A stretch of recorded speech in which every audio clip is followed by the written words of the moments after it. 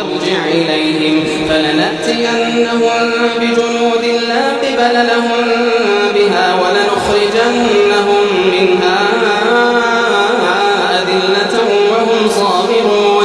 قال يا أيها الملأ أيكم يأتيني بعرشها قبل أن يأتوني مسلمين؟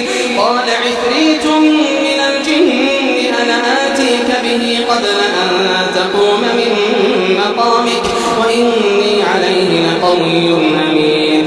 قال الذي عنده علم من الكتاب أنا آتيك به قبل أن يرتد إليك طرفك فلما رآه مستقرا